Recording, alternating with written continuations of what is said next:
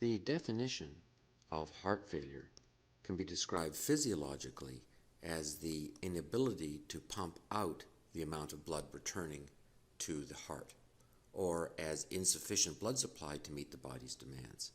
But in a clinical sense, those aren't very practical or measurable terms. So the clinical definition is an increase in left ventricular end diastolic pressure or an increase in left ventricular end diastolic volume. And there are lots of ways of classifying it, meaning that there's no single one best way.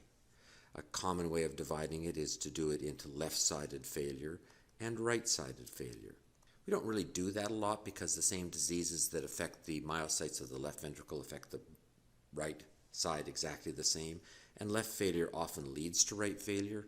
So the only time we're really going to differentiate those is when we talk about isolated right ventricular failure. Otherwise, they're just sort of lumped the two together. The second way of dividing them is into systolic failure, which usually refers to failure due to an increase in preload, which gives us eccentric remodeling and therefore leads to a dilated heart. And that's different than when we talk about a diastolic failure, which we think of as due to an increase after load. And that's going to give us concentric hypertrophy, and that's going to give us an increase in stiffness and decreased filling of the heart. Another way of defining heart failure is with forward versus backward. By forward failure, we refer to all the symptoms that one gets from hypoxia. So they can be mental changes, fatigue, poor muscle control, muscle weakness. And that's very different than when we talk about backward failure, and that would lead to the symptoms of congestion. From a patient perspective, we want to think about all of our chronic, progressive diseases on this model of patient symptoms. We're going to start with our normal patient. And at this point, they might have a risk factor or they might have early disease, but it in no way compromises function. That's going to go all the way through to failure. Failure is an inability to maintain normal function at rest. It's only when we start to see a compromise of function that we can start talking about clinical disease. And so if it takes a lot of stress to decompensate that organ system, that's what we mean by mild disease. But if it only takes a little bit of stress to decompensate that organ, that's what we mean by severe disease. This range of mild disease all the way through to failure, this is referred to as functional reserve. The patient's going to be perfectly normal in your office when they're talking to you, and you're going to elucidate the disease by either talking about historical stresses, or we're going to put the patient under clinical stresses to unmask the fact that they're in functional reserve. The first thing we have to talk about is this area in here where the patient actually is compensating. When we talk about heart disease and progression of heart disease, this is the standard model that we have.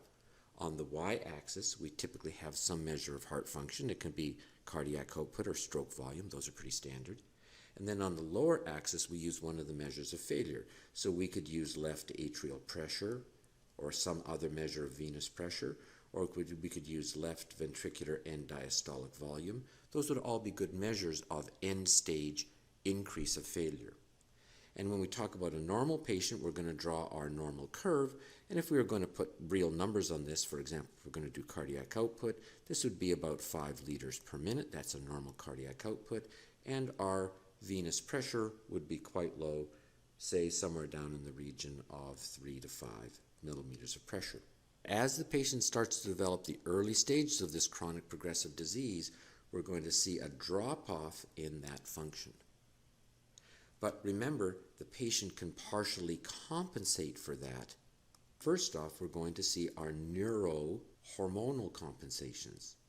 And by that, we're going to be talking about our sympathetic system and our renin, angiotensin, aldosterone system. The other thing that the adapting heart is going to do is remodel.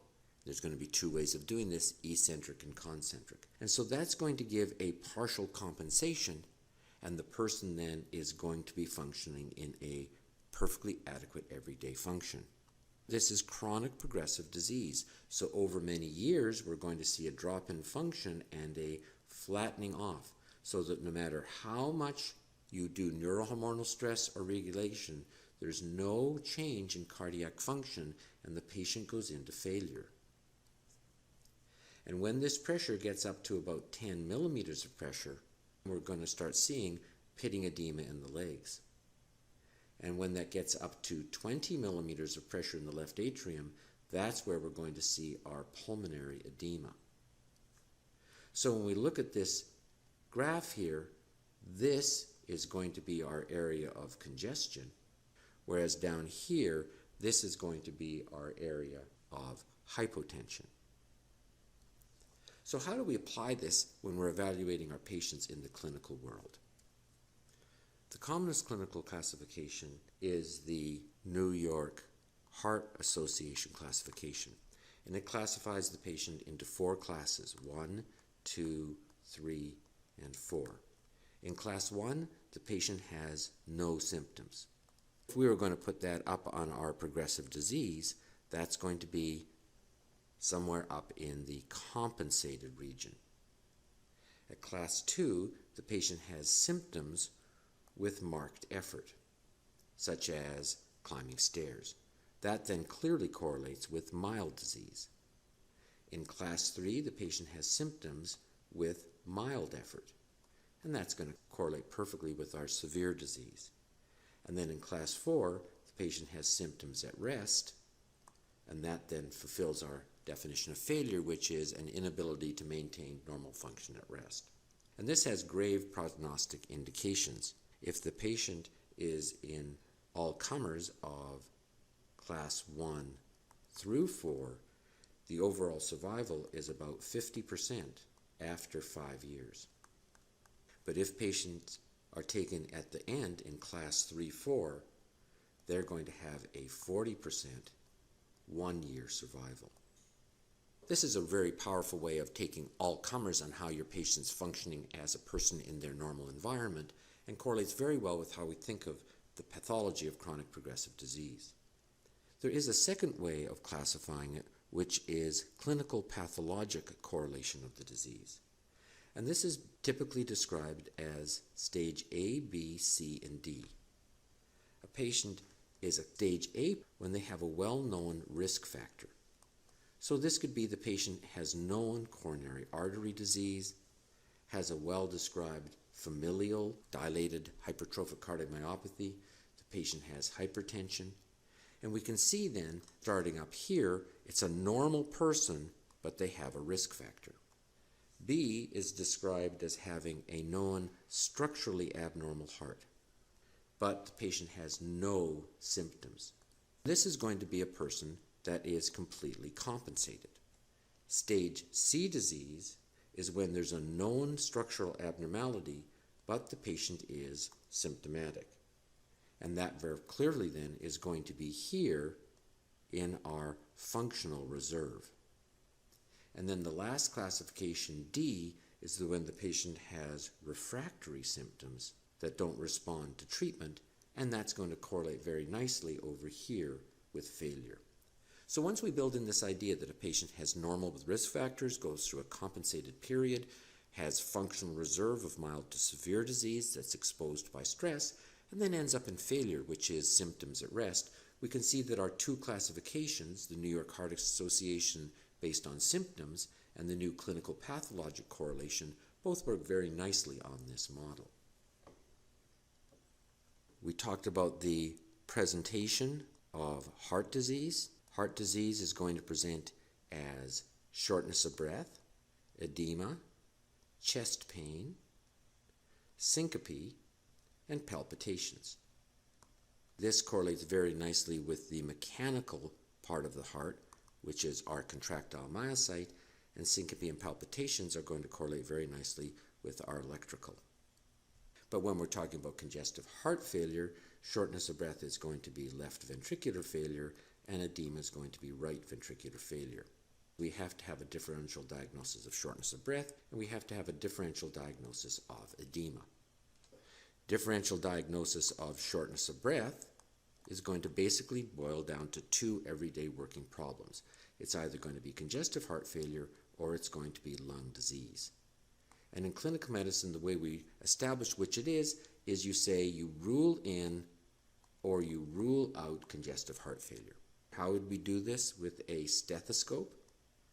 A stethoscope in congestive heart failure would show an S3 pumping against a dilated ventricle from the atria, or crackles from pulmonary edema.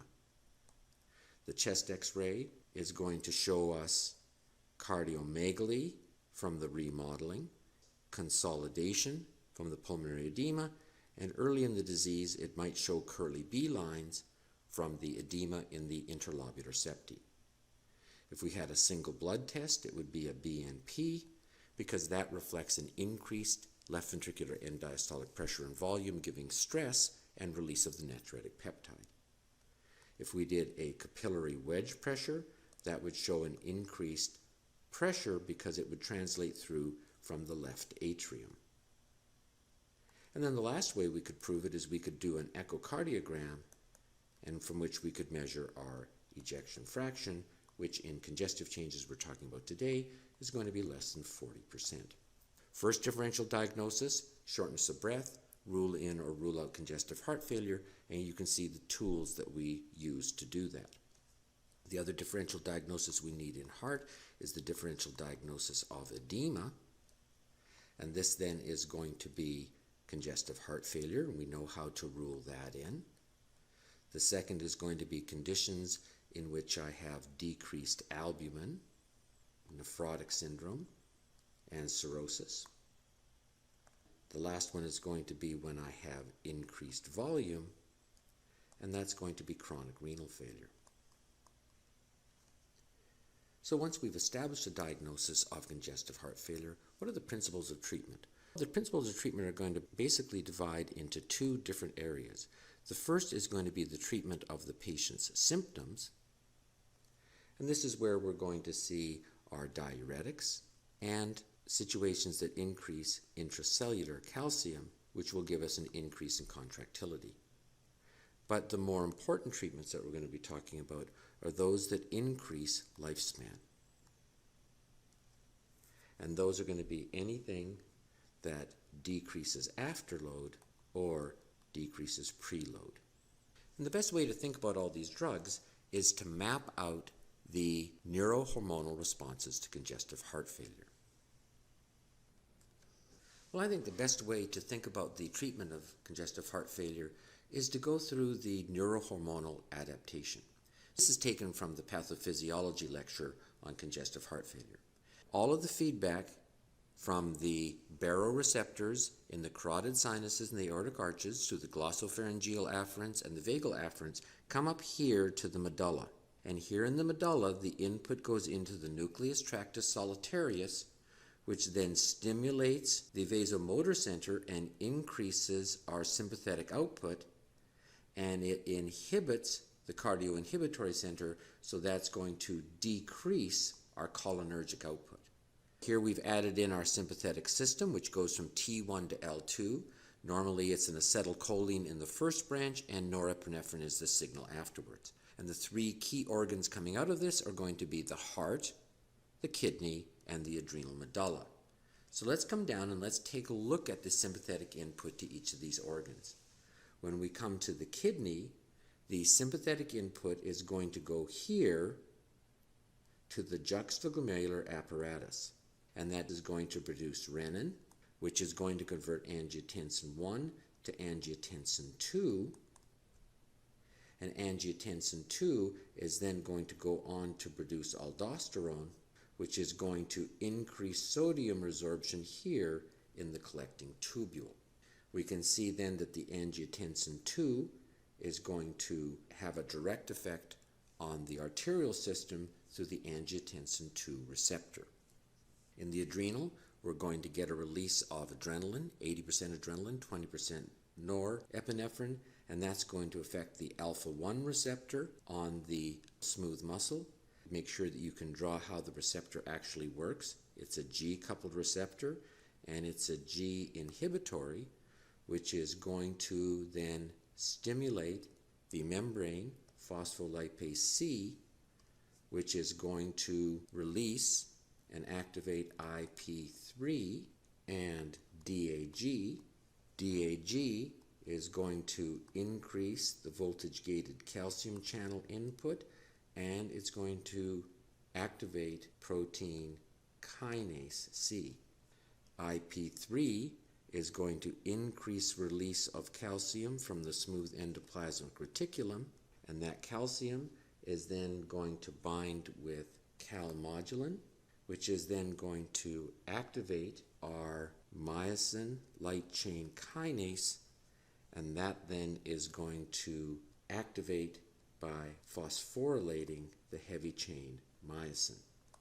So notice I can start all the way from input to the nucleus tractus solitarius, and I can go all the way through to the final molecular solution. This is completeness. SA node has automaticity, so that it goes from the maximum negative potential of 60 to the threshold potential of minus 40 millivolts. It has this upward drift due to the inward IF sodium channels. When it hits the threshold potential, we're going to get the calcium gated channels opening and recovering through the potassium channels. Epinephrine, this is through the beta-1 receptor, it's going to lower the threshold potential and increase the number of inward sodium channels, and so we're going to get an increase in heart rate. At the level of the myocyte, again we're working at the level of the beta-1, which is going to be a GS, which is going to stimulate our adenyl cyclase to produce more cyclic AMP, which is going to activate our protein kinase A. Protein kinase A is going to have multiple effects that are going to increase intracellular calcium. In our normal myocyte, we have the impulse coming down and opening up the voltage-gated calcium channel. Calcium-induced calcium release through the rhodine receptor is going to then release the calcium, which is going to affect the troponin C and activate all of the contraction. Calcium is then pumped in through the smooth endoplasmic reticulum calcium ATPase, which is inhibited by phospholambdin. The beta receptor, it's going to increase calcium by increasing the opening of the membrane voltage-gated calcium channels. It's going to increase the pumping of calcium by circuit, so there's larger stores in it, and it's going to inhibit phospholambdin, so that's going to increase contractility. So what does all this have to do with responding to the low blood pressure? Blood pressure equals cardiac output times total peripheral resistance. Cardiac output equals heart rate times stroke volume, and stroke volume equals preload, contractility, and afterload. Anything that increases anything on this side is going to result in an increase in blood pressure. And we can go through and see how all of these neurohormonal functions are going to do that. We can see that antithrombin 2 is going to have two effects. It's going to increase peripheral resistance by making this smaller, and it's going to increase aldosterone. Aldosterone is going to increase blood volume, which is going to increase our preload. Epinephrine is going to stimulate the alpha-1 receptor, and that's going to increase our total peripheral resistance and our afterload. And we could see over at the heart, we've increased our heart rate, and we've increased our contractility. So all of these neurohormonal responses are going to result in correcting the hypotension. This is where we can see the action of all of our drugs.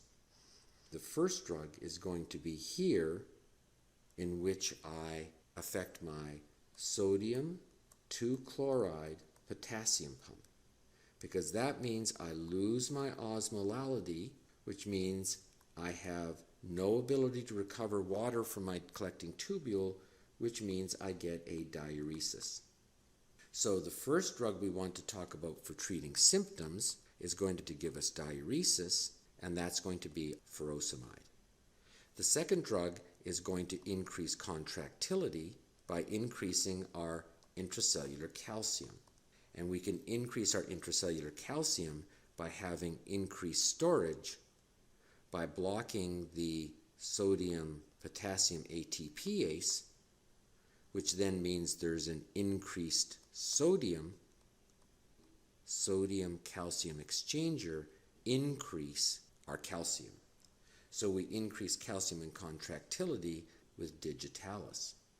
It makes our patient feel better, but it doesn't change life outcome, because the drugs that are going to affect our longevity are going to be drugs that affect preload and afterload. These drugs are going to be our beta blockers, and we can see our beta blockers then are going to have two virtuous effects here at the level of the myocyte contractility and at the level of the SA node and heart rate. The second family of drugs that improves life expectancy is our ACE inhibitors. ACE inhibitors block the level here, decreasing our angiotensin II, which is going to decrease our afterload and decrease our preload. We can see as well we could just use an angiotensin II receptor blocker would also have the same function of decreasing our afterload. Other life-preserving drugs then are going to be our ACE inhibitors and our ARBs. And then the last family of drugs are going to be anti-aldosterone drugs, spironolactone. Spironolactone is an anti-aldosterone drug. It's going to block the effect here of sodium resorption, which is going to decrease our volume, decrease our preload, and life-altering progressive pathology. The last of the drugs that alter life expectancy in congestive heart failure are a new group of drugs which are our neprilysin inhibitors. When we talk about monitoring blood pressure in the body, we're all comfortable talking about hypotension and monitoring the baroreceptors at the level of the aortic arch and the carotid sinuses. And we're also comfortable that the juxtaglomerular apparatus in hypotension increases the renin-aldosterone system. But there's also a system that monitors hypervolemia at the level of the right atrium. And when there's an increase in preload, it stretches the atrial myocytes, and they release natriuretic peptides, the atrial natriuretic peptides. Now, this is a whole family of drugs. We know that there are brain natriuretic peptides from the ventricular myocytes, and there are C natriuretic peptides too. And the effect of these natriuretic peptides is to function as antagonists to the effect of aldosterone. So if we take a look at a nephron, natriuretic peptides work at the level here in the distal collecting tubule of our principal cell. And if we take a look at our principal cell, here's our luminal border going out to the blood here, we have a natriuretic peptide receptor on the surface of that. And when the natriuretic peptide stimulates that, its effect is to downregulate the epithelial sodium channel. When one decreases the absorption of sodium, one decreases the volume and therefore decrease the preload. The natriuretic peptides are antagonists to aldosterone, and the body metabolizes natriuretic peptides with neprilysin. Any medication that inhibits neprilysin is going to increase the effect of the natriuretic peptides. Now, neprilysin inhibitors are usually given with an angiotensin receptor blocker, and so we have to use a trade name, Entresto. But this new family of drugs has shown to increase longevity in congestive heart failure and is a very promising family for treatment. That brings us to the end of this tape. Thanks for listening. We'll see you next time.